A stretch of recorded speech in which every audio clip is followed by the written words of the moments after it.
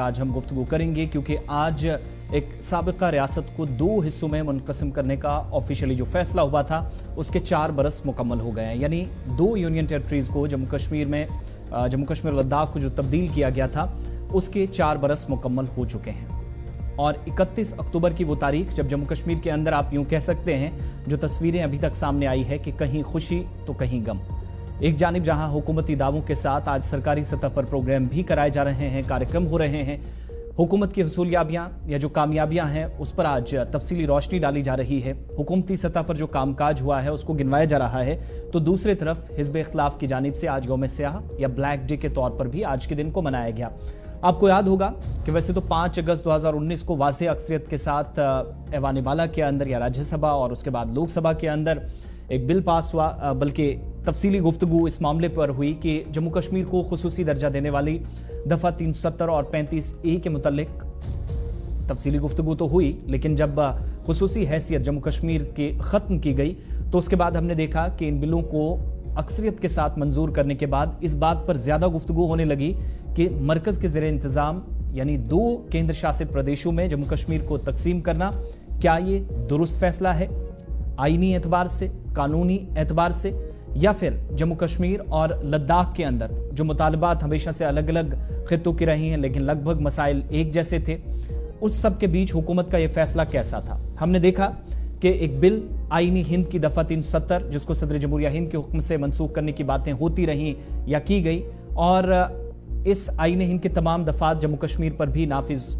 करने या ना करने के मुतालिक सवालात पूछे जाते रहे, और जो इंतज़ामी ढांचा था वो अज़र नौ मुनज़्ज़म करने या इस पर अज़र नौ गौर ख़ौज़ करने पर 31 अक्टूबर के बाद गुफ्तगू होने लगी। जम्मू कश्मीर यूनियन टेरिटरी या मरकज़ के ज़ेर इंतज़ाम इलाका बना और इंतज़ामी आईन हिंद की दफ़ा 239 के तहत होगी, ये उस वक्त हमने देखा। और पुडुचेरी के लिए बनाया गया जो आईन हिंद था दफ़ा 239A जम्मू कश्मीर पर भी नाफिज करने की बातें होती रहीं, और आहिस्ता आहिस्ता हमने देखा एक ऐसा सिस्टम आया जो बाकी मुल्क की यूटीज़ में था उससे जम्मू कश्मीर भी गुजरा, या मरकज़ के दर्जनों ऐसे कवानीन जो 370 की तनसीक से पहले या 5 अगस्त 2019 से पहले जम्मू कश्मीर के अंदर नाफिजुल अमल नहीं थे वो होने लगे। लेकिन खास बात यह है कि 4 बरसों के दौरान बदला क्या। इन 4 बरसों में हुकूमत की जानिब से कामकाज हुआ भी, हिज़्ब इख्तिलाफ ने भी सवाल उठाए, जो लूप होल्स थी, जो कमियां थी, जो खामियां रहीं उनको भी गिनवाया, और इस दौरान इंतखाबी अमल भी हमने निचले दर्जे पर देखा, या पंचायत राज सिस्टम को मुनज़्ज़म करने की बातें हुकूमती सतह पर हुई। दोनों तरफ से काफ़ी ज़्यादा डिबेट्स, डिस्कशंस, प्रोग्राम, सेमिनार्स, वॉक्स होते रहे, और कई तरह के प्रोग्राम हमने इस ताल्लुक से देखे भी। सवाल ये है, मैं आज कुछ अहम सवालात आपके सामने रखेंगे और हमारे कुछ खास मेहमान इस प्रोग्राम में ज्वाइन करेंगे। अमन, तरक्की, खुशहाली या हुकूमत के जो दावे हैं और हिज़्ब इख्तिलाफ के जो सवालात हैं, उस दरमियान कुछ अहम शख्सियात हैं जो आज के इस प्रोग्राम को हमारा साथ देंगे और आगे बढ़ाएंगे। आज जम्मू कश्मीर के साथ साथ लद्दाख के अंदर भी प्रोग्राम हो रहे हैं, और सदर हिंद द्रौपदी मुर्मू लद्दाख में भी हैं। 2 दिन का दौरा है, तो कल और आज चूँकि प्रोग्राम इसी तरीके से आप देख रहे हैं। और मुजफ्फर इकबाल खान साहब सीनियर वकील हैं, नेशनल कॉन्फ्रेंस की वाबस्तगी हमारे साथ इस प्रोग्राम में ज्वाइन करेंगे, हम इस प्रोग्राम को आगे ले जाएंगे। बहुत शुक्रिया मुजफ्फर साहब आपका वक्त देने के लिए, हमारे साथ जुड़ने के लिए। रविंदर शर्मा साहब तर्जुमान आला कांग्रेस के हमारे साथ इस वक्त हैं, जम्मू से हमारे साथ ज्वाइन किए हैं। रविंदर जी, आपका भी धन्यवाद, बहुत बहुत शुक्रिया वक्त देने के लिए इस खास प्रोग्राम में। और भारतीय जनता पार्टी से मलिक याकूब साहब जो अवामी नुमाइंदे भी हैं, इस वक्त वादी कश्मीर से हमारे साथ ज्वाइन किए हैं, आपका भी बहुत बहुत शुक्रिया। कुछ अहम सवालात हैं, आप तीनों से गुफ्तगू करेंगे और कुछ आदादो शुमार भी सामने रखेंगे कि हुकूमत क्या कहती है, ग्राउंड पर क्या हुआ, 4 बरसों से पहले क्या था, इन 4 बरसों में क्या हुआ, इस ताल्लुक से हम इन अहम तरीन जो पॉइंट्स हैं इन पर मुफस्सिल रोशनी डालेंगे। लेकिन सबसे पहले सीधा मैं मलिक याकूब साहब आपके पास आऊँगा, शुरुआत आपसे करूँगा कि 5 अगस्त को या इसके बाद जो फैसले लिए गए, 31 अक्टूबर 2019 को हमने देखा रीऑर्गेनाइजेशन या इसके मुतालिक बात होती रही, इस ताल्लुक से भी इनसे बात करेंगे, और जैसे ही याकूब साहब हमारे साथ ज्वाइन करेंगे फिर से उनके पास चलेंगे। लेकिन पहले आपके पास एडवोकेट साहब, 5 अगस्त के बाद जितने भी फैसले लिए गए, आपकी नज़र में क्या तब्दील हुआ? क्योंकि आपने इस दौरान 4 बरसों में जो एक लड़ाई पार्टी की जानिब से भी लड़ी है और बतौर कानूनी माहिर भी आपने अदालत उज़्मा से लेकर जम्मू कश्मीर तक काम किया है, कैसे 4 बरसों के दौरान होने वाली तब्दीलियों या इन 4 बरसों को जम्मू कश्मीर के लिए आप देखते हैं? देखें, जो तब्दीलियां, मैं नहीं कह सकता कि तामीर और तरक्की में तब्दीली टू द रिवर्स हुई है। एक तब्दीली जो मैं पॉजिटिव समझता हूं कि ठीक है, कुछ हद तक प्रोटेस्ट कम हुए हैं, कुछ हद तक स्टोन पेल्टिंग कम हुई है, लेकिन उसके बरक्स अगर आप देखोगे तो मिलिटेंसी राइज कर गई। जो पुरअमन इलाके थे वहां भी मिलिटेंट एक्टिविटी स्टार्ट हो गई, जिसका रजौरी हो गया। आपने 2 दिन पहले सुना होगा पुलवामा में एक बाहर के एक बाशिंदे को गोली मार दी गई, ईदगाह में एक पुलिस अफसर को गोली मार दी गई। तो ये जो वाक़ात है ये पहले बहुत शाज़ो नादर ही थे। फिर रजौरी में जो हालात हुए, पुंछ में जो हुए, तो ये साबित ये करता है कि ये पॉलिसी जितनी भी आज तक सरकार ने अपनाई है, जिसको हम एक इंग्लिश में एक टर्म है जैकबूट पॉलिसी, वो कंप्लीटली फेल हो गई। रहा सवाल ये स्टोन पेल्टिंग और ये सब एक हैवी डिप्लॉयमेंट की वजह से है। अगर आप कहोगे कि हालात में बेहतरी आ गई है तो आप जितनी फोर्सेस हैं उनको वापस बैरक में भेजो, फिर पता चलेगा। अभी तो हम उस पर भी कुछ टिप्पणी नहीं कर सकते हैं कि ये मोस्ट मिलिटराइज्ड एरिया है पूरे मुल्क में। अगर आप देखेंगे तो सबसे ज्यादा मिलिटराइज्ड और सिक्योरिटी फोर्सेस की कंसंट्रेशन जो है वो इस मामूली से खित्ते में है, एक छोटी सी जो रियासत थी उसमें है। तो आप ये भी नहीं कह सकते कि ये स्टोन पेल्टिंग और जो प्रोटेस्ट हैं ये इस वजह से रुक गए हैं कि रातों रात मुतमईन हो गए हैं। रहा सवाल 370 का मामला सुप्रीम कोर्ट में, ठीक है, मैं उस पे भी आऊंगा क्योंकि आप डायरेक्टली लॉ एंड ऑर्डर की सिचुएशन की तरफ लेकर चले गए हैं। लेकिन टारगेट किलिंग्स का आपने जिक्र किया है। मुजफ्फर साहब, चूंकि आपका एक वसी तजर्बा है, आप बेहतर जानते हैं, तो इससे पहले भी हमने देखा कि 91, 96, 98, 99 के आसपास, फिर 2004 तक भी टारगेट किलिंग्स काफ़ी ज़्यादा होती रही। तो मवाजना टारगेट किलिंग से करना और ये कहना कि सूरत हाल बेहतर नहीं हुई है, क्या ये दुरुस्त है आपकी नज़र में? देखें, बातदरीज मिलिटेंसी की एक्टिविटीज कम होती रही। मैं ये नहीं कहता कि 2014 से पहले मिलिटेंसी इरेडिकेट हो गई थी, मेरा ये बिल्कुल मौक़िफ़ नहीं। लेकिन अगर आप देखेंगे कि 90s के बाद बतदरीज आस्ता आस्ता आस्ता आस्ता और कुछ एरियाज जो थे वो मिलिटेंसी फ्री हो गए थे, वहां वापस मिलिटेंट एक्टिविटी स्टार्ट हो गई। वो बुरी बात है। और दूसरा मैं ये भी आपको बताऊं, जो 5 अगस्त 2019 को हुआ या 31 अक्टूबर 2019 को हुआ, वो एक तारीखी गलती है। जिस तारीखी गलती को आने वाली जो हमारे मुल्क की जो आने वाली जनरेशन है वो रियलाइज करेगी कि ये एक हिस्टोरिकल ब्लंडर था।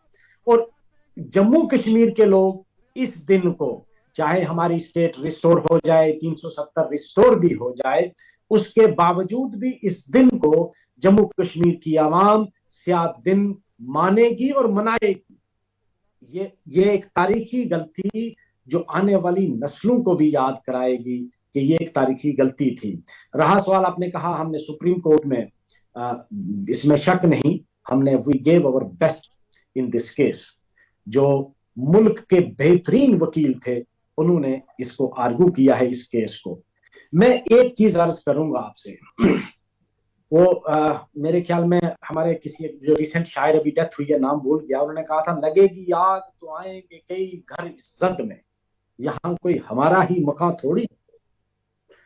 ये 370 का मामला और स्टेट का मामला सिर्फ जम्मू कश्मीर तक महदूद नहीं है, इसमें एक लार्जर कॉन्स्टिट्यूशनल इशू इन्वॉल्व है। और अगर वो कॉन्स्टिट्यूशनल इशू, जिस तरह बेसिक स्ट्रक्चर का मामला है, अब बेसिक स्ट्रक्चर में जो मोस्ट इंपॉर्टेंट पॉइंट था वो ये था कि parliament can not step into the issue of the constitute assembly. तो अगर आप यहां कहेंगे कि स्टेट असेंबली तवील बहस हमारी होती रही है इस पर, एडवोकेट साहब आप बेहतर तरीके से इसको एक्सप्लेन भी करते हैं। रविंदर साहब भी हमारे साथ इस वक्त ज्वाइन किए और उसके बाद कोशिश करेंगे कि बीजेपी के तर्जमान भी हमारे साथ दोबारा से जुड़ने, राब्ता उनके साथ कट गया हमारा। रविंदर साहब, हुकूमती दावा 4 बरसों में यकसर सूरत हाल तब्दील हुई और आज चूंकि हमने ये भी देखा नए डीजीपी जम्मू कश्मीर के अंदर जिम्मेदारी संभाल रहे हैं और दिलबाग सिंह साहब रिटायर हुए, तो उनका भी बयान था कि अभी भी आसपास हमारे दुश्मन मौजूद है, आज के वक्त में भी अभी मोहतात रहने की ज़रूरत है। तो क्या हुकूमत के दावों के साथ साथ इस तरह के बयानात जो खुद सिक्योरिटी ऑफिशियल्स हैं या जानते हैं सिचुएशन खुद एसेस करते हैं, उन तमाम लोगों के बयानात या सिचुएशन को आप देखते रहें, जितनी तब्दीलियां आई, जो कुछ हुआ, वाकई में तब्दील हुआ आपकी नज़र में when it come to security situation? सबसे पहले ज़रा इस पर कीजिएगा और उसके बाद इस पर मजीद आगे बढ़ेंगे।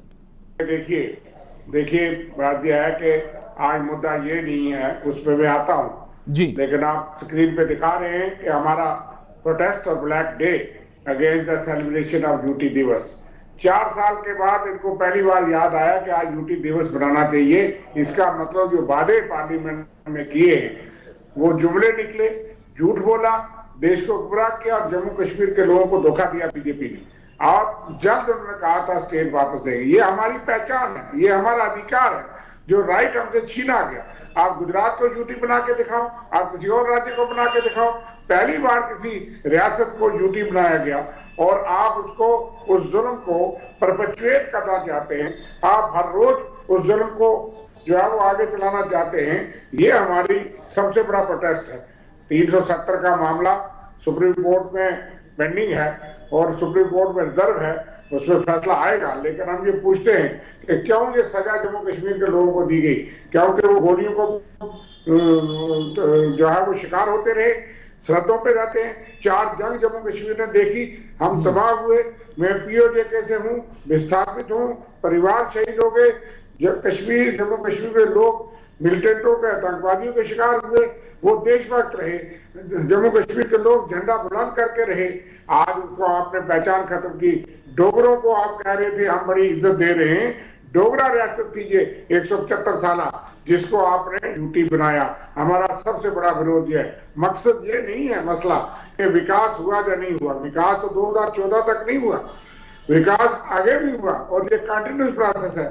सड़कें हम भी बनाते थे, ट्रेनें हमने भी लाई। बारामूला आखिरी कोना है, वहां तक ट्रेन पहुंची। शायद देश के दूसरे कोनों को, हिस्सों को इतनी तरजीह नहीं दी गवर्नमेंट ऑफ इंडिया ने। लेकिन ये रविंदर साहब, ये ब्लैक डे बनाने का बुनियादी मकसद क्या था? मुख्तलिफ इलाकों के अंदर आपकी बुनियादी मकसद था कि हम स्टेटहुड मांगते हैं, यूटी का विरोध करते हैं। आपने यूटी जब बनाया तो ये वादा संसद में पूरे देश के साथ कमिटमेंट की, जम्मू कश्मीर के लोगों के साथ कमिटमेंट की कि जल्द आपको स्टेट वापस होगी। लेकिन आज आप पूछते हैं, आज आप नदियां गिराते हैं, हमको आप सड़कें गिनाते हैं, स्कूल गिनाते हैं। वो अलग बात है, वो यहाँ पहले भी थे। लेकिन यूटी का और क्या फायदा हुआ? हालात किस तरह है? यूटी क्यों? अब रियासत में भी आतंकवाद से मुकाबला किया। हर 5 वर्ष 6 वर्ष के बाद चुनाव होता था। आप तो चुनाव नहीं करवा पा रहे 5.5 साल से। और कल एक मुकेश कुमार शहीद हुआ, परसों इंस्पेक्टर मसूर अहमद पे ईदगाह श्रीनगर सिटी में हमला हुआ। उससे पहले हमारे कश्मीरी पंडित टारगेट हुए, उससे पहले जम्मू के मुलाजमीन टारगेट हुए। यूपी बिहार के वो वर्कर लेबर जो कि हिंदू मुस्लिम सिख सारे, जो खास करके मुस्लिम तंजीम से मुस्लिम लोग थे, जो कश्मीर में 35 साल से काम करते थे, इस 4 साल में शहीद हुए। लेकिन इनको तो आंकड़े गिनने में ये तुलना करते हैं, पहले इतने मरे अब इतने मरे, इसलिए हालात बेहतर हो गए। आतंकवादियों के हमले चल रहे हैं, उन्होंने मोडस ऑपरेंडी बदल ली। उन्होंने जोरी पहुंच, मुजफ्फर साहब भी वहीं से हैं। हमारे जिले दोनों डिस्टर्ब हो गए, जो पिछले कई सालों से शांत थे। लेकिन आज सुरकोट में हमले होते हैं, आर्मी पे, मेंढर में, कोटरंका में होते हैं, कालाकोट में माइनॉरिटीज पे होते हैं, रजौरी में होते हैं। यहाँ आप कश्मीर के अंदर देख लीजिए और ये कहते हैं हालात बेहतर हैं, पर चुनाव की तरफ नहीं जाते। लेकिन इस दौरान जब आप लॉ एंड ऑर्डर की सिचुएशन गिनवा रहे हैं रविंदर साहब, ये जो अलहदगी पसंद सोच थी या फिर आप हुकूमत का एक दावा है कि एक ऐसे ग्रुप को जो आप अलगावाद फैला रहा था, बहुत सारे युवाओं की जिंदगियां बर्बाद हुई, उसको कम करना या खत्म करना, उसको बहुत तक उस पर शिकंजा कसना, क्या ये हम एक बदलाव के तौर पर एक पहलू ना देखें? देखिए, बिल्कुल हमारे वीर जवान, आर्मी, सिक्योरिटी फोर्सेस, पुलिस शहीद हो रहे हैं, लड़ रहे हैं। आतंकवाद का एक लगातार सिलसिला है जिसके खिलाफ हम एकजुट हैं, उसका खात्मा करना है। कांग्रेस, एनसी, पीडीपी, कोई जमात, बीजेपी कोई बची नहीं, कोई इनके कारकुन नहीं मारेंगे, लीडर नहीं मारेंगे, मंत्री और एमएलए नहीं मारेंगे, शहीद हुए। उसका सिलसिला बिल्कुल ठीक है। आप आतंकवाद से लड़ रहे हैं, हम नहीं कह रहे। लेकिन क्या ये बात सही नहीं कि कोकरनाग में कई घंटों तक हमारे फौजी अफसर और पुलिस के अफसर वहां उनको रेस्क्यू करने में कई घंटे 7-7 10-10 घंटे लगे और वो शहीद हो गए। आतंकवाद की कमर तो पिछली सरकारों ने तोड़ दी थी, लेकिन इक्का दुक्का वारदातें होती थी, अब भी होती है। लेकिन इस एक तरफ से आप चुनाव नहीं कराना चाहते, एक तरफ से आप कहते हैं हालात बहुत बेहतर है, एक तरफ से आप ड्यूटी दिवस सेलिब्रेट करते हैं कि विकास की नदियां बह गई, बेरोजगारी चरम सीमा पे जम्मू कश्मीर में रिकॉर्ड बन गया, महंगाई, यहाँ के जम्मू के तजारत जो है कश्मीर में जो जाता है उसको गोली लग जाती है, वहां तो जाता नहीं, लेकिन जम्मू का तजारत, जम्मू का बिजनेस, जम्मू का व्यापार, जम्मू का रोजगार छिना गया, जमीनें छिनी गई। ठीक है, इस पर और भी बात करेंगे, मैं जवाब भी इस पर जरा जी। जिस गुस्से की हम तर्जुमानी आज कर रहे हैं वो लोगों का गुस्सा है। This amounts to adding insult to the injury of the people of Jammu Kashmir. आप नमक छिड़क रहे हैं जम्मू कश्मीर के लोगों के जख्मों पे। ठीक है, मैं दोबारा आपके पास लौटूंगा। हमारे साथ भारतीय जनता पार्टी से अभिजीत जसरोटिया जी भी इस वक्त ज्वाइन किए। बहुत शुक्रिया अभिजीत जी समय देने के लिए। कांग्रेस और नेशनल कॉन्फ्रेंस के प्रवक्ता जो है वो, चूंकि आज सुबह से हम बयान भी दोनों पार्टियों के जो नेता हैं उनके देख और सुन रहे हैं, लेकिन 4 वर्ष जब पूरे हुए हैं तो आज तरह तरह के बयान आ रहे हैं और उसमें एक बयान ये भी है कि जो 500 साल तारीख थी या हिस्ट्री थी जम्मू कश्मीर की, आज के दिन उसको मसक किया गया। कैसे 4 वर्षों को या 4 वर्षों को आप देखते हैं केंद्र शासित प्रदेश के?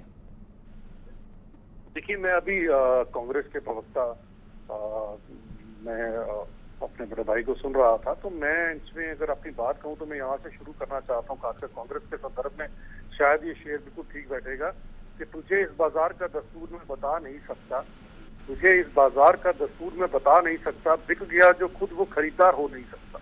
तो कांग्रेस से, जिसके अगर आप इतिहास ही निकाल कर देखेंगे तो जम्मू कश्मीर का जो भी आज तक यहाँ नुकसान हुआ है, जम्मू कश्मीर में जो भी खराबी हुई है, वो उसी कांग्रेस की देन है। हमें 87 भी नहीं भूला, हमें उससे पहले के भी हालात नहीं भूले, हमें आजादी के बाद का वो मंजर भी नहीं भूला जब इन्होंने कुछ सिलेक्टिव एरिया को ही हिंदुस्तान के साथ मिलाया। और अगर डोगरा रियासत की बात करते हैं तो मीरपुर भी डोगरा रियासत में आता था, जहाँ पर 10 किलोमीटर की दूरी पर उस समय जवाहरलाल नेहरू जी ने शेख अब्दुल्ला के कहने पर फौजें रोक दी थी और पूरे का पूरा मीरपुर गांव जल गया था, काट दिया गया था।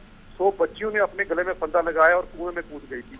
तो इन्हें कितनी डोगरा रियासत के साथ इनको कितनी मोहब्बत या कितनी वो रही है, वो इनका इतिहास अच्छी तरह से हमें बताता है। लेकिन मैं जरा इस जिसके मुतालिक फैसला 5 अगस्त 2019 को लिया गया, पहले जरा उन इलाकों की बात करते हैं ना जो अभी हमारे पास पूरी तरीके से हैं, जरा उस पर जवाब दीजिएगा, क्योंकि वो तो कह रहे हैं कि जख्मों पर नमक डालने के अलावा कुछ नहीं था। इससे पहले आपको इस तरह के कार्यक्रम प्रोग्राम याद नहीं है। आज प्रशासन भी कर रहा है और बीजेपी जश्न मना रही है, बाकी कोई नहीं है।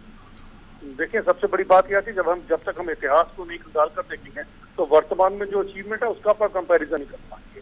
जहां पर यूटी की चीज की बात आती है तो हम लद्दाख की यूटी की बात करें तो आपको याद होगा कि कब से लद्दाख की जो यूटी बनाने के लिए जो लिबरेशन का जो फ्रंट बना था वो कब से बना हुआ, कितना 25-30 साल पुराना, 35 साल पुरानी उनकी डिमांड थी। और लद्दाख वालों की जो डिमांड थी वो उनको दी गई, वहां के लोग चाहते थे कि हमें यूटी दी गई, तब उनको दी गई। जम्मू कश्मीर के संदर्भ में बात करूं तो जम्मू कश्मीर एक बीमारू रियासत जो उसी कांग्रेस और नेशनल कॉन्फ्रेंस की वजह से हो गया था, उस बीमार रियासत को जो है एक सर्जरी कर एक ऑपरेशन कर आईसीयू में रखा गया और अब वो भला चंगा होकर बाहर उभर कर आ चुका है। और आपके सामने माननीय गृह मंत्री जी ऑन द फ्लोर ये बात कही है कि इसे फिर से रियासत का दर्जा दिया जाएगा। लेकिन अगर मैं अचीवमेंट्स की बात करूं तो पिछले 4-5 सालों में जो तरक्की हुई है वो आज तक क्या 50-60 साल में हुई? इतना टनल्स का नेटवर्क, एम्स, IIT, IIM, तो ये जो बेरोजगारी की बात करते हैं जरा पिछले 3-4 साल के आंकड़े उठाकर देख लीजिए। सबसे ज्यादा आंकड़े, सबसे ज्यादा रोजगार पिछले अगर 40-50 साल में मिले तो पिछले 3-4 सालों में जम्मू कश्मीर के लोगों को मिला है। और सबसे बड़ी बात आती है ये रोजगार किसी पर्टिकुलर परिवार को नहीं या किसी पर्टिकुलर पार्टी के लोगों को नहीं मिला, हकदार को हक मिला है, जिसको जरूरत थी उसको ये चीज दी गई है।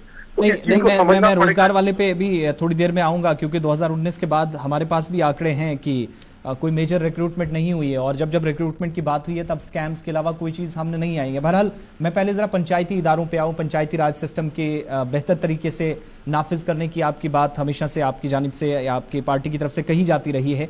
2019 के बाद पंचायतों को या इन इंस्टीट्यूशंस को, पंचायत राज इदारा जो है इसको एम्पावर करने की आपने बातें कही, लेकिन अपोजिशन जो है वो इसको भी एक दिखावे के तौर पर करार दे रहा। वो तो ये भी कई बार मिसालें देता है कि इससे पहले भी इलेक्शंस होते रहे, इसी तरह की तब्दीली थी।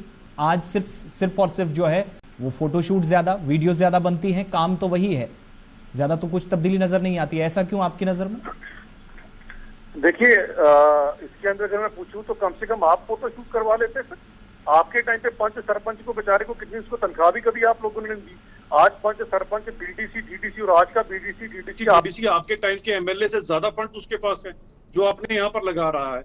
जमहूरी निजाम के अंदर 3 टायर सिस्टम जो होता है वो पंच सरपंच से शुरू होता है, किसी गांधी फैमिली या मुफ्ती फैमिली या अब्दुल्ला फैमिली से शुरू नहीं होता है। वो जब आम आदमी गांव से उठकर पंच सरपंच बनेगा तो बीडीसी डीडीसी कल एमएलए और मुख्यमंत्री भी बन सकता है। ये तो 3 टायर सिस्टम रिस्टोर किया गया है, ये पूरे का पूरा इसी यूटी के ये 5 अगस्त 2019 के बाद ही जो लोगों को हक दिए गए, हकूक दिए गए, इसके बाद ही दिए गए हैं। आज अगर आप तरक्की देखते हैं तो चारों तरफ क्या इनको तरक्की नहीं आती। मुझे समझ नहीं आती कांग्रेस क्यों अपना पुराना वाला चश्मा उतार कर हकीकत को क्यों नहीं देखती है। इनको एम्स नजर नहीं आता, इनको यहाँ पर सड़कों का नेटवर्क नजर नहीं आता, फ्लाईओवर नजर नहीं आता, इनको यहाँ पर G20 को जो सफलता थी वो नजर नहीं आती, इनको यहाँ पर 2.5 करोड़ से ऊपर सैलानी आए वो नजर नहीं आता। कश्मीर में 60 साल के इतिहास में सबसे पहली FDI, और वो भी किसी और मुल्क से नहीं, एक इस्लामिक कंट्री से जो आई है, दुबई से आई है, सऊदी से आई है। 550 करोड़ रुपए की फर्स्ट FDI इसी 5 अगस्त 2019 ठीक है रविंद्र जी, आपको सुन रहे हैं। रविंद्र जी जवाब दीजिएगा। 5-6 बैक टू बैक सवाल आप पर दागे हैं अभिजीत जी ने। देखिए बात यह है कि इनको जरा आंखें खोल के देखनी चाहिए कि 70 साल में कितना विकास हुआ। जसरोटिया जिस स्कूल में पढ़े हैं मेरे छोटे भाई, ये शायद बनी के रहने वाले हैं, ये बता दें कि वो स्कूल किसने खोला था। अभी के इस हॉस्पिटल में मुझे नहीं पता ये पैदा गांव में हुए या कठुआ जिले में हुए या जम्मू शहर में हुए, लेकिन शायद वो हॉस्पिटल भी कांग्रेस का बनाया होता। जो सड़क कच्ची पक्की थी बनी, बहुत रिमोट एरिया है, वो भी उसी जमाने की है। यहाँ भी जो सरकारें रही, कांग्रेस की रही, कांग्रेस नेशनल कांग्रेस की रही, कांग्रेस PDP की रही, या मुख्तलिफ सरकारें रही, उन्होंने भी काम किया। इनकी भी सरकार रही, वाजपेयी जी की भी रही, जनता पार्टी भी थोड़ी देर रही, सिर्फ 70 साल में हम ही नहीं रहे, हम तो शायद 55 साल रहे। लेकिन ये आज मजबूर है कि ये कहते हैं 2014 के बाद आजादी आई जब से मोदी आए, और 2014 के बाद तरक्की हुई जब से मोदी आए। मोदी से पीछे ये नहीं जाते। मोदी और अमित शाह जी की जो है ना हनुमान चालीसा पढ़ते पढ़ते ये थक जाते हैं। हम कहते हैं विकास आप कर रहे होंगे, हो रहा है, हम कहाँ डिनाई करते हैं। जो पुल हमने आधा छोड़ा था आपने मुकम्मल किया। 1 महीने के बाद मोदी जी आए थे, वैष्णो देवी प्रधानमंत्री का पहला दौरा के उस ट्रेन को झंडी दी, वो हालांकि उसमें टेक्निकल खराबी थी। मनमोहन सिंह जी ने उद्घाटन नहीं किया कि ये रिमूव होगा, वो चले गए, उन्होंने नाम नहीं लिखवाया, लेकिन इनको वो ट्रेन फंस गई। टनल 9 किलोमीटर कांग्रेस ने बनाई थी, जो थोड़ी देर के बाद 6 महीने बाद प्रधानमंत्री जी ने उद्घाटन किया। मैं कहता हूँ बारामूला तक ट्रेन पहुंची थी, बीच की टनल जो सबसे बड़ा पुल है ब्रिज रेलवे का, वो कांग्रेस के टाइम से बन रहा था। जोजिला टनल, जड मोड़, ये सब कांग्रेस के फाउंडेशन पैसा सैंक्शन करके छोड़ा था। इसलिए विकास तो पहले भी हुआ, आज भी हो रहा है, हम डिनाई थोड़ा कर रहे हैं। लेकिन क्या यूटी के बगैर विकास नहीं हो सकता था? क्या यूटी के बगैर लॉ एंड ऑर्डर ठीक नहीं हो सकता था? यूटी बनाने के बाद चुनाव नहीं आप कर पा रहे, स्टेटहुड तो छोड़ो, और 4 साल के बाद आपको याद आया, आप सेलिब्रेशन करना चाहते हैं, कर रहे हैं, इसका मतलब ठीक है, मैं अभिजीत जी से इस पर जवाब लूंगा, लेकिन जरा उससे पहले मैं एक सवाल, आपत्ति जो है वो कि पूरे मुल्क के अंदर आजादी के बाद देखा जाए तो किसी स्टेट को अगर 2 हिस्सों में बनाया गया तो दूसरी भी स्टेट बनी, यूटी नहीं बनी। इस पर जवाब जरूर मैं लूंगा अभिजीत जी से, लेकिन उससे पहले एक इंपॉर्टेंट चीज उन्होंने ये भी कही, मुजफ्फर साहब की रिवायती सियासत से हटकर हमने काम करने की कोशिश की और नौजवान नस्ल को भी एम्पावर होने का और पॉलिटिकल फ्रंट पर आगे आने का मौका मिला है जो पहले नहीं था। ये आप पर, आपसे न सिर्फ सवाल है बल्कि इल्जाम भी आप पर है कि आपने चंद लोगों को छोड़कर किसी दूसरे को मौका नहीं दिया है। मुझे इसके पीछे क्या बेस है, क्या फाउंडेशन है, मुझे समझ में नहीं आया। पंचायत तो पहले भी यहाँ बनती थी और मुझे लगता है बाकी जिस वक्त पूरे आज़ादी के बाद बाकी मुल्क में पंचायत बाद में एस्टैब्लिश हुई, जम्मू कश्मीर में पहले हुई। रहा सवाल अपने DDC, जो कि पूरे दीगर किसी मुल्क के किसी हिस्से में इस तरह की DDC के इलेक्शन हुए नहीं, उसके पीछे जो इनका मकसद था वो फेल हो गया क्योंकि इनके लोग जीत के आ नहीं पाए, ये कुछ उनसे करवाना चाहते थे। खैर मैं उस बहस में नहीं पढ़ूंगा, लेकिन ये कहना कि तामीर और तरक्की जो है जम्मू कश्मीर में, मुझे एक प्रोजेक्ट बता दो जो 2014 के बाद स्टार्ट हुआ हो, चाहे कोई IIT मुझे एक बता दो, एम्स मुझे एक बता दो, वही एम्स जो पहले मिले थे, पिछली सरकार ने दिए थे, जिस वक्त मनमोहन सिंह जी थे और आजाद साहब थे हेल्थ मिनिस्टर, उसके बाद मुझे कोई एक इंस्टीट्यूशन बता दो हेल्थ सेक्टर में, एक कोई नया टनल बता दो, एक नया रेलवे प्रोजेक्ट कोई बता दो। भाई पुंछ रजौरी रेलवे प्रोजेक्ट जो था पाइपलाइन में था, उसको शेल्व किया गया, बहुत ज्यादा जरूरत थी। वही जो नेशनल हाईवे उस वक्त स्टार्ट हुई थी, आज तक चल रही है, कंप्लीट नहीं हुई पुंछ रजौरी के लिए। प्रोजेक्ट पहले था, ये फ्लाईओवर पहले स्टार्ट हुआ था, जम्मू का जो जम्मू से अखनूर तक जो फ्लाईओवर जा रहा है फोर लेनिंग, ये तो बहुत पहले का स्टार्ट था। आप मुझे कोई एक प्रोजेक्ट बता दो तामीर। अच्छा मुझे आप ये बताओ, एक तरफ से मेरे दोस्त ये कह रहे हैं, फाजिल दोस्त कह रहे हैं कि भाई एम्प्लॉयमेंट बहुत हमने प्रोवाइड की लोगों को। अरे भाई फिर अनएम्प्लॉयमेंट रेट इतना राइज क्यों हुआ? आप कहते हैं टूरिस्ट आए, डेवलपमेंट हुई, तो पर कैपिटा क्यों गिरा? पैसा कहाँ गया? ठीक है, वो जब उनकी बारी आएगी तो वो जवाब देंगे, लेकिन उससे पहले मेरा जरा मैं एक और पॉइंट भी इंपॉर्टेंट पॉइंट है जिस पर आपका जवाब पर कैपिटा है हमारा। बिल्कुल सबसे ज्यादा अनएम्प्लॉयमेंट रेट शरह जो है, अनएम्प्लॉयमेंट शरह सबसे ज्यादा हमारी रियासत में है आज। क्यों? बिल्कुल, जो यूटी में है, मैं उस पर आऊंगा, लेकिन मुजफ्फर साहब, मैं जरा हदबंदी वाले पॉइंट पर भी आऊं, परिसीमन वाले पे, और जब आप अभिजीत जी के पास इसके बाद जाएंगे तो उनसे भी जवाब लेंगे। लेकिन हमने देखा कि हदबंदी के बाद तैयारियां हुई, तमाम पार्टियां कमीशन के सामने पेश हुई, डिलिमिटेशन का जब प्रोसेस मुकम्मल हुआ, पहले सवाल भी आपकी तरफ से, कांग्रेस की, PDP और बाकी पार्टियों की तरफ से उठाए जाते रहे। लेकिन अब जब जनरल इलेक्शंस की तरफ पूरा मुल्क जा रहा है, तो उस वक्त आपकी जानिब से उससे पहले भी कमीशन के सामने शिकायतें दर्ज कराई गई, पहले सवालात उठाए गए, और उसके बाद सारे इलेक्शन जो हैं वो नई हदबंदी के मुताबिक ही हम जम्मू कश्मीर के अंदर अभी भी तैयारियां कर रहे हैं। आप तो एक पार्टी से भी वाबस्ता, बेहतर तरीके से बता सकते हैं। तो फिर ये क्या, ये जो शोरोगुल, ये हंगामा जो उस वक्त किया गया हदबंदी को लेकर, ये वोट बैंक की एक सियासत हम समझें, या फिर वाकई में इतना डर या किसी किस्म का खौफ या इतनी फिक्र थी आपको कि यहां से वहां इलाके कटने नहीं चाहिए, लोग तकसीम नहीं होने चाहिए हदबंदी की वजह से?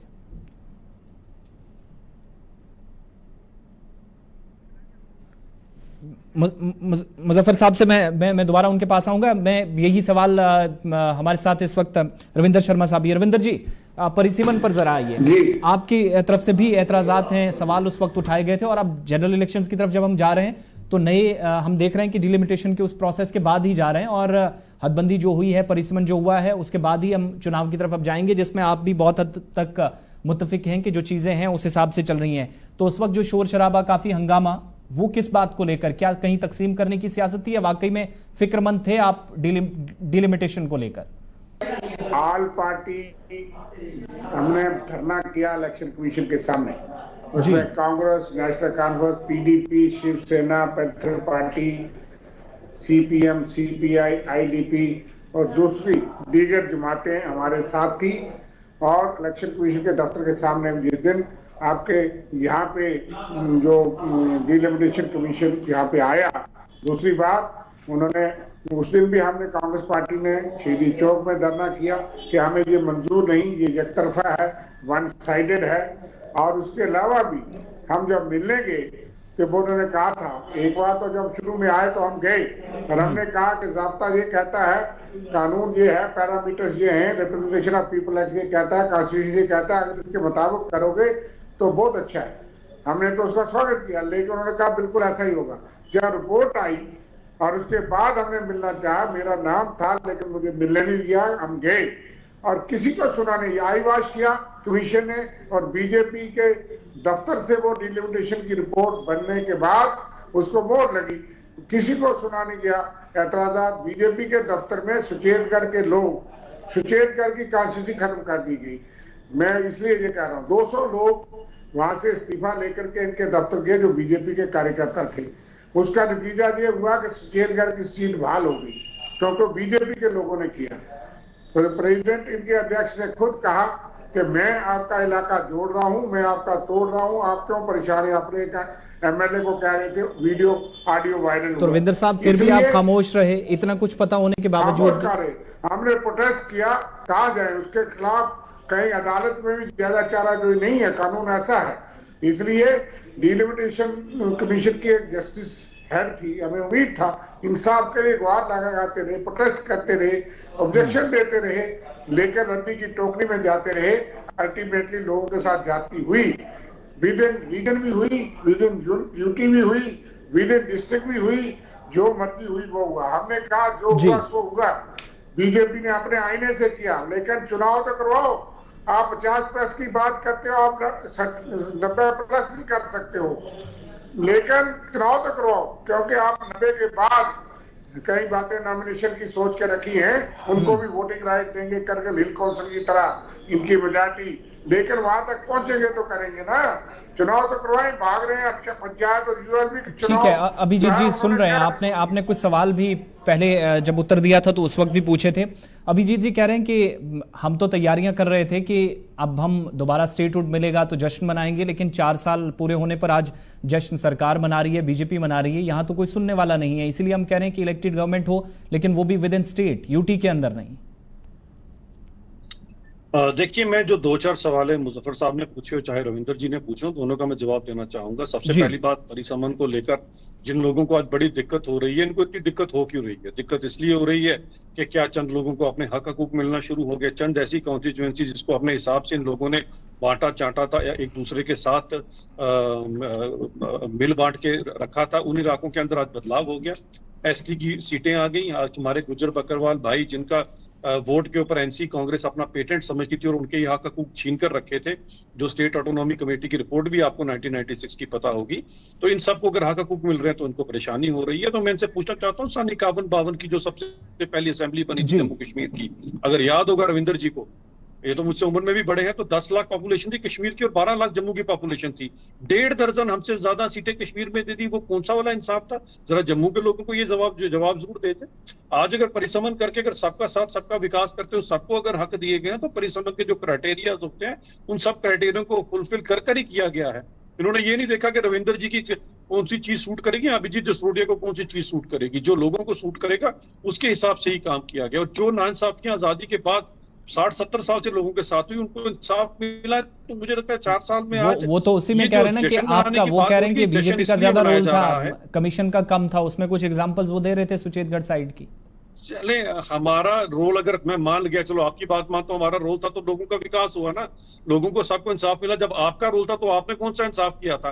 12 लाख वालों को कम और 10 लाख वालों को 1.5 दर्जन ज्यादा सीटें, वो कौन सा रोल था? आप इस बात को तस्लीम कर रहे हैं कि परिसीमन या जो हदबंदी हुई उसमें सारा मैपिंग जो है वो आपने की है?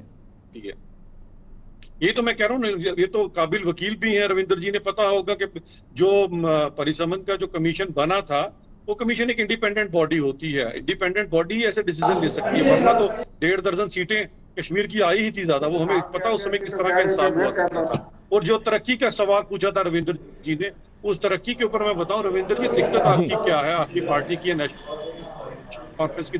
लोग जब हमारा 4 साल का रिपोर्ट कार्ड जो यूटी की आज सेलिब्रेशन हो रही है उसका जब देखते हैं और आपका 60 साल का देखते हैं, तो जमीन आसमान का फर्क आ जाता है। और जिन झूठी बातों की आप बात कर रहे थे, हमने प्रोजेक्ट, आपने सिर्फ प्रोजेक्ट के फीते काटे हैं।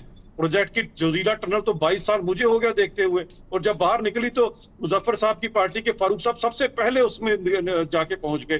तो फारूक साहब से पूछना चाहिए था कि 20 साल से तो ये बेचारी कागजों में रही। मैं अब एक आखिरी पॉइंट की तरफ जाऊंगा, समय भी कम है, दोनों से मैं एक जवाब दूंगा। पहनाना चीज को दोनों में बड़ा जमीन आसमान का फर्क। ठीक है अभिजीत जी, मैं आपसे एक आखिरी जवाब भी लूंगा, लेकिन उससे पहले सरकार जरा टूरिज्म पर भी बात फटाफट से कर लेते हैं। और इंडस्ट्रियल पॉलिसी सरकार ने लाई थी, तो कल ही एक बयान लेफ्टिनेंट गवर्नर की तरफ से दिया गया जिसमें कहा गया कि 86,000 करोड़ के जो प्रपोजल्स हैं वो सरकार को अभी तक, जिसमें प्राइवेट इन्वेस्टमेंट सबसे ज्यादा है, जो अभी तक नहीं हो सकी। तो क्या ये भी तब्दीली के कुछ महरकात या कुछ इंपॉर्टेंट पॉइंट्स आपको नजर नहीं आते?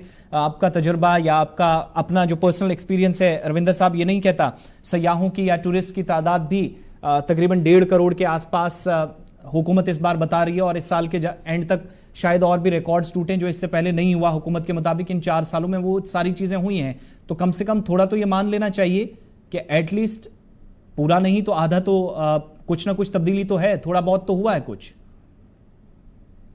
चलिए, अगर आप सिफारिश करते हैं, मैं आपकी बात से सहमत नहीं, मैं सरकार के आंकड़े बड़ा- आपके सामने रख रहा हूं। कल लेफ्टिनेंट गवर्नर का स्टेटमेंट है और नहीं, परसों नहीं, सरकारी रिपोर्ट है। मैंने कह दिया कि विकास पहले भी हुआ, इनके टाइम भी हुआ। हम सच को झूठ नहीं करते, ये सच को झूठ बनाते हैं। मगर हम ये कहते हैं कि मान लीजिए टूरिस्ट पहले भी आते हैं, टूरिज्म को वो नुकसान नहीं करते। उन्होंने एक भी टूरिस्ट को नहीं मारा, क्योंकि उस पे लोग खिलाफ हो जाते हैं। मिलिटेंटों को जीना है, वहां चलना है, उनको भी पता है कि हमारी बैकबोन टूट जाएगी, लेकिन उसमें क्रेडिट इनको नहीं जाता। क्या ये नहीं मानेंगे कश्मीरी पंडितों को पहली बार 30 साल के बाद शहीद हुए जो लोग 10-10 साल से वहां नौकरी कर रहे थे? क्या ये नहीं मानेंगे कि जम्मू के मुलाजिम अभी जी के और हमारे जो जम्मू से वहां 3000 के करीब मुलाजिम नौकरी कर रहे थे, उनको आपने डिस्ट्रिक्ट हेडक्वार्टर पे आप अटैच किया हुआ है और कहा कि घरों में बैठो, लेकिन ट्रांसफर नहीं करेंगे। उनको शहीद नहीं किया गया, रजनीवाला शहीद नहीं हुई। इसी तरह से बाहर के मजदूर, हिंदू, मुस्लिम, सिख जो भी हैं, उन्होंने कहा कि ये हमारा दुश्मन है, वो मारा नहीं गया। कल मुकेश कुमार मारा नहीं गया। जहां आप ये देखते हैं वहां इनको भी इग्नोर नहीं किया जा सकता। कौन कहता है टूरिस्ट नहीं आते? वैष्णो माता के यात्री आते हैं बहुत बड़े, वो तो करोड़ से ज्यादा है। तो आप तो उनको भी गिनती करके तो 1,88,00,000 बना लेते हैं। हम डिनाई नहीं करते। अगर हालात अच्छे हैं भाई, तो चुनाव क्यों नहीं कराते? जब चुनाव की बात उठाते हैं तो कहते हैं नहीं जनाब, सिक्योरिटी हालात खराब है। फिर जो है वो इंटेलिजेंस इनपुट आ जाती है। वैसे सारे देश को चुनाव में जो है बताने के लिए आज यूटी दिवस बन रहा है, क्योंकि 5 राज्यों में चुनाव है। ठीक ये है, आप बताने के लिए कि जम्मू कश्मीर के लोग खुश हैं। आपने ब्लैक डे भी बनाया नहीं तो और 4 चलते साल- जी चलते चलते मैं जरा जसरोटिया साहब से 4 भी साल फाइनल यूटी आंसर ले दिवस लूं। नहीं आपने बना। कश्मीरी पंडितों वाला इंपॉर्टेंट पॉइंट जो है वो भी इनको याद दिलाया है।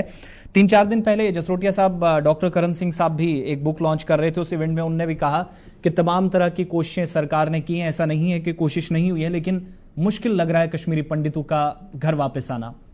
ऐसा अगर एक वक्त का हेड ऑफ स्टेट रहा, या जब आप हिस्टोरिकल बैकग्राउंड जम्मू कश्मीर का देखते हैं तो करण सिंह साहब को बाहर नहीं किया जा सकता, या उनकी बात बहुत वजन रखती है? क्यों ऐसे डाउट्स आज भी पैदा हो रहे हैं? देखिए, मैं इस चीज का जवाब ऐसे देता हूं जिसे एक शेर अगर आपको पता हो, कहते हैं लम्हों ने खता की और सदियों ने सजा पाई। तो इनको कम से कम उस 87 के डायरेक्ट उस दौर में चले जाना चाहिए जब इन्होंने और इनके सहयोगी जो यहाँ पर बैठे हैं, इन्होंने मिलकर एमयूएफ की इलेक्शन रिगिंग की थी और उसके बाद ही यहाँ पर बंदूक दाखिल हुई। वरना आज तक कश्मीर में पिछले 40 साल से पाकिस्तान तो हमेशा इस फिराक में रहा। तो जो सबसे बड़े कसूरवार हैं इन चीजों से, जिनके आज हाथ जो हैं वो कश्मीरी पंडितों के खून के साथ रंगे हुए हैं, नहीं, वो ये नेशनल कॉन्फ्रेंस वो निकलने की वजह नहीं, वापस आने का या सेफली वापस लाने का, ये तो वादा आपकी गवर्नमेंट का है ना।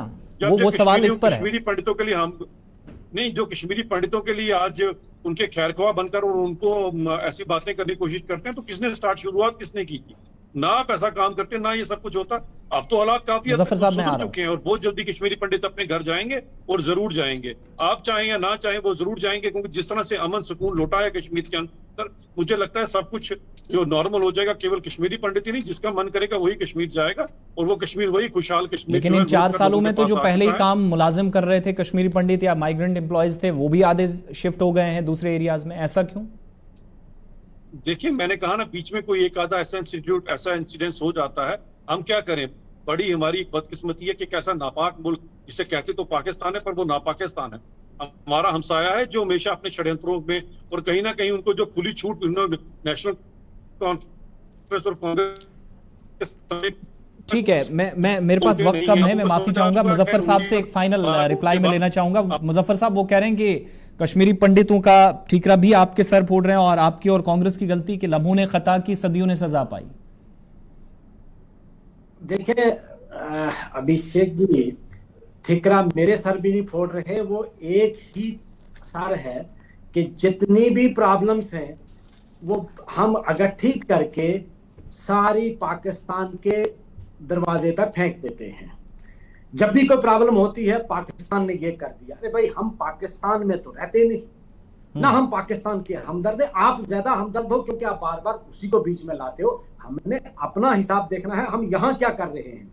जब कोई गलती करे तो हम कहते हैं पाकिस्तान ने ये कर दिया, और ये बड़ा कन्वीनियंट है तमाम पॉलिटिकल पार्टीज के लिए कि गलती अपनी जाकर हम आखिर में उसको पाकिस्तान को बीच में लाएंगे और बात खत्म कर देंगे। रहा सवाल, मैं एक चीज और बता दूं, 1987 में ही नहीं, ये जो सेपरेटिस्ट आइडियोलॉजी है ये 87 में या 84 में नहीं आई, ये राइट फ्रॉम 1947 ही स्टार्ट हो गई थी। और ये कहना कि नहीं जी इलेक्शन रिगिंग उस वक्त पूरे मुल्क में होते थे। मिसेस इंदिरा गांधी का जब इलेक्शन क्रैश हुआ, इलाहाबाद हाई कोर्ट ने जब वो प्राइम मिनिस्टर, रिगिंग हुई थी। वो तो उस वक्त एक सारे मुल्क में होता था कि रिगिंग लोग करते थे। मैं नहीं कहता, मैं इस बार बिल्कुल नहीं कहता कि यहाँ दूध से धुले हुए लोग थे और रिगिंग नहीं हुई थी, लेकिन रिगिंग इसका काज नहीं था, आप उससे पहले भी मौजूद था। तो ये कहना कि नहीं जी 87 के इलेक्शन में ये हो गया। ठीक है मुजफ्फर साहब, माफी चाहूंगा, मेरे पास वक्त इतना ही है इस डिबेट के लिए। मुजफ्फर इकबाल साहब नेशनल कॉन्फ्रेंस से थे, कांग्रेस से हमारे साथ रविंद्र शर्मा साहब थे और अभिजीत जसरोटिया साहब जो कि भारतीय जनता पार्टी से। आप तीनों का बेहद मशकूर हूं मैं, आपने वक्त दिया और इस डिबेट को हमारे साथ इस अहम तरीन वक्त में, जब आपके पास बाकी मसरूफियात काफ़ी ज़्यादा रहती हैं, हमें वक्त दिया, इसके लिए एक बार फिर इजहार तशक्कुर। और आप सबका भी बहुत बहुत शुक्रिया हमें बर्दाश्त करने के लिए। कुल मिलाकर आप देखेंगे तो 31 अक्टूबर और 1 नवंबर को ये प्रोग्रामों का सिलसिला यूं ही जारी रहेगा, आगे चलेगा। यूटी डे के मौके पर लद्दाख के अंदर जहां आप देख रहे हैं कि सदर हिंद द्रौपदी मुर्मू इस वक्त मौजूद हैं, सियाचिन ग्लेशियर पर भी जवानों से मुलाकात करेंगी। और दूसरी तरफ जश्न की तस्वीरें भी साथ साथ हमने दिखाई। कुछ एक जगहों पर कांग्रेस ने, जहां पर आज और कल देखा कि तकरीबात तो हुई, लेकिन ब्लैक डे के तौर पर मनाए यौम स्याह 4 बरस मुकम्मल होने पर। ओवरऑल ये सवाल जवाबों का सिलसिला जो है यूं ही जारी रहेगा और पॉलिटिकल डिबेट्स या डिस्कशंस जो हैं वो इसी तरीके से आपने गुलिस्तान न्यूज़ पर भी कॉन्टिन्यूसली देखी हैं। लेकिन सबसे अहम बात यह है कि इन 4 बरसों में जो हुकूमती आदादोशुमार हैं वो भी आपके सामने हमने रखे हैं और हिज़्ब इख्तिलाफ के सवालात भी हैं, वो भी बहुत हद तक मुनासिब, और हिज़्ब इक़्तिदार जो गिनवा रहा है वो भी आंकड़ों की बुनियाद पर सब चीज़ें अभी तक सामने रख रहा है। बहरहाल आप सभी का बहुत बहुत शुक्रिया इस प्रोग्राम में मेरे साथ